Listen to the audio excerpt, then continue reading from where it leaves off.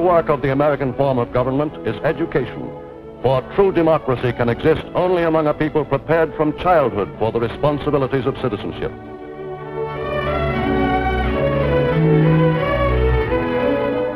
Recognizing this fact, the American people have built up, over the generations, a vast nationwide system of public schools intended to give every child in the United States the opportunity for a thorough education.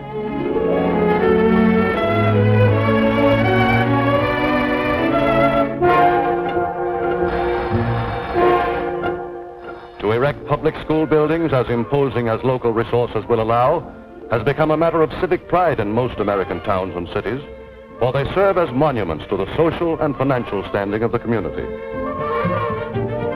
But the quality of the education provided for the young in these schools is a subject about which many American parents have much to learn. Great little plant we have here, don't you think? Cost the community a cool $250,000.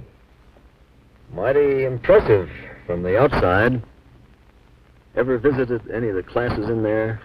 Why, no, What kind of teachers have you got inside? That's what really counts. Why, hello, Junior. Hello, Daddy.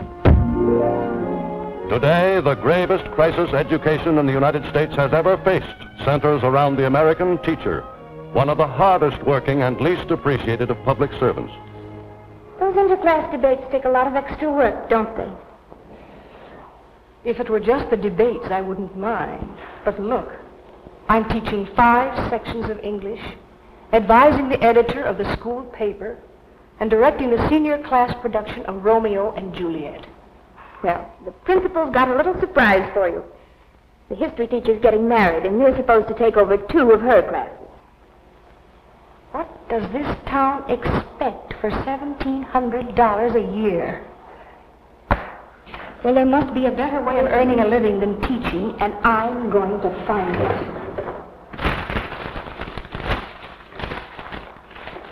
Here. In the past 7 years, out of a total of 900,000 U.S. teachers, nearly half have left their chosen profession. Though most of these have been replaced, many of the new teachers have lacked either experience or adequate training. Prime reason for the loss of experienced teachers is low pay, low by any standards, and utterly inadequate considering the position in the community the school teacher is expected to maintain.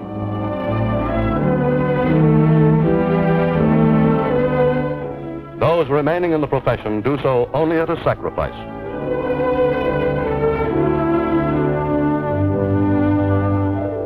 More and more of those who have clung to their jobs because they feel that their true vocation is teaching the young are finding it necessary to turn to whatever part-time work they can get to eke out their incomes. Many of them have found that they can make more in a few hours at some less dignified but better paid job than full-time in a profession for which they have spent years of their lives and thousands of dollars in preparing themselves.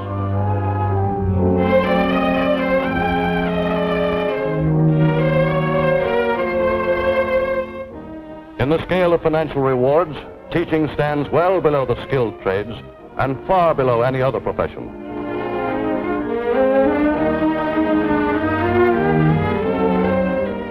With teachers swamped by the rising cost of living, a new social phenomenon has appeared on the American scene. In city after city, American educators, organizing into unions, have taken to the picket lines on strike against conditions they consider no longer tolerable.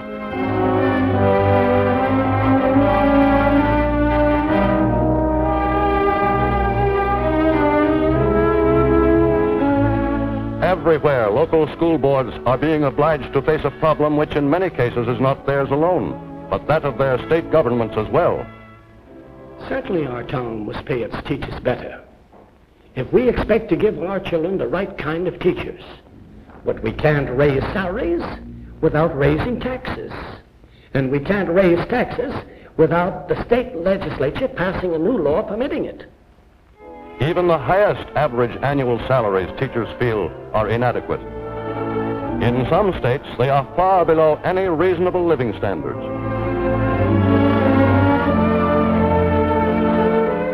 But low pay is not their only complaint.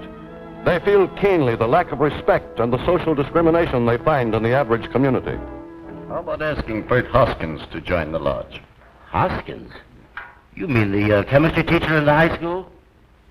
We don't want any male school moms. Okay.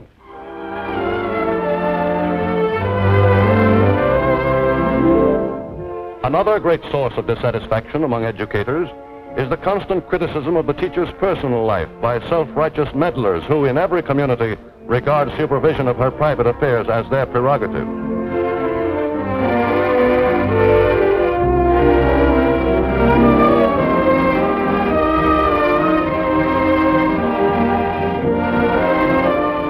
Teachers who want to hold their jobs must conform to unreasonably strict social codes, for most of them have no protection against arbitrary dismissal.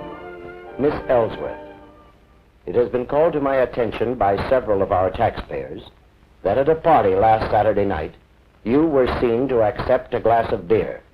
But, Mrs., it would have been impolite to refuse.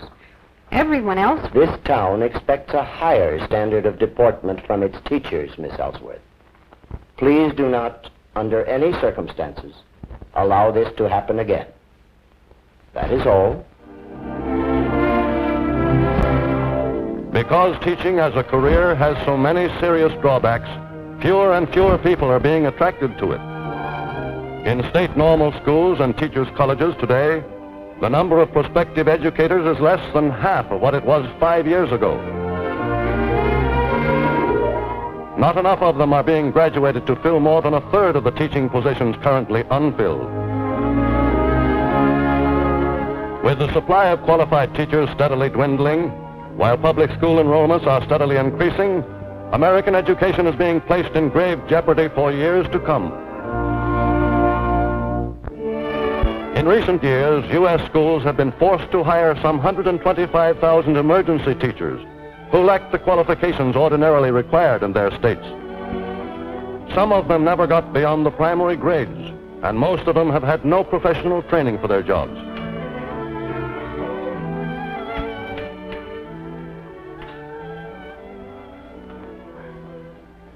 Plus or minus the square root of b squared minus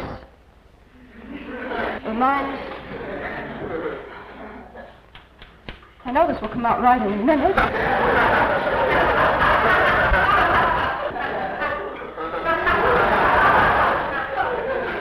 If you'll just be quiet. Please. Working in public schools as emergency teachers are many men and women who, by character and temperament, are wholly unfit to deal with children. Emotionally unstable teachers with little or no understanding of child psychology may have a permanently damaging effect upon the growing personalities of the young. And now we come to the state of Arkansas. Well?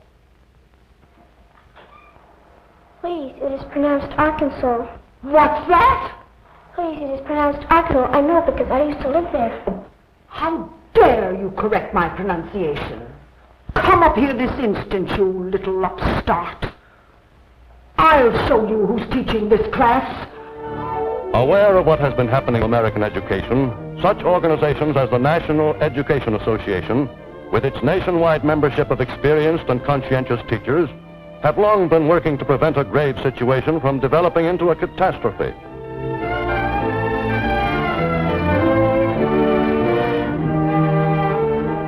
Through constant research and study, these organizations have amassed facts and figures which together tell a grim story of the decline of U.S. educational standards over the past few years. Conducting a countrywide campaign, they have been employing every medium of public information to make the American people conscious of what is going on behind the walls of their public schools. Today, after years in which they have begged in vain to be heard, their battle has at last caught the full attention of the nation's press. Teachers should be as highly skilled as doctors, lawyers, or engineers. We are fighting to get and to keep such teachers in our schools. But unless they are much better paid, and unless they have the respect a real profession deserves, teachers will continue to leave their classrooms as they're doing now. The radio, as well as the press, has been instrumental in spreading word of the teachers' crisis. Famed stars like Henry Morgan are voluntarily taking up the cause of America's underpaid educators. Well, I don't see how teachers are going to get any sympathy. They spend years at school learning enough reading and writing to be able to pound it into some kid's head. They learn to be nice to impossible mamas, impossible boards, impossible principals. Then when they're all set with their necks washed, pencils sharpened, and bringing their own apples, they're handed big, fat jobs at $30 a week, with Washington's birthday off.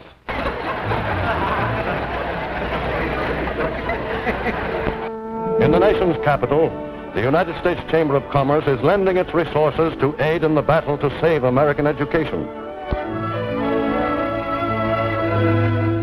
Its lecturers are bringing to hundreds of local Chamber of Commerce groups the realization that public money spent on better schooling more than repays its cost in dividends to business and the community.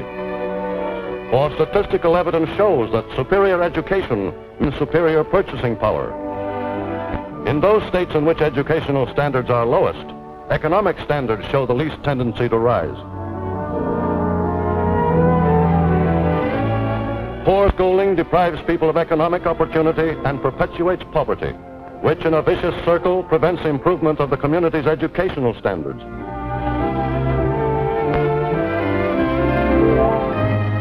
Proper education could turn hundreds of thousands of children, today growing up in poverty, into productive citizens, contributing to the nation's economic and cultural progress.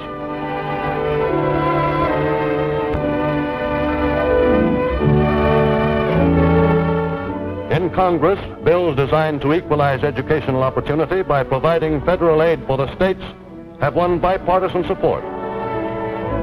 Prominent among these is one introduced by Senator Robert A. Taft. The bill is based on the theory that every child in the United States shall have the opportunities given by minimum education, no matter how poor the state or district in which he lives. Today, the poll that with public opinion aroused to the seriousness of the teachers' crisis, the decline in educational standards can be halted.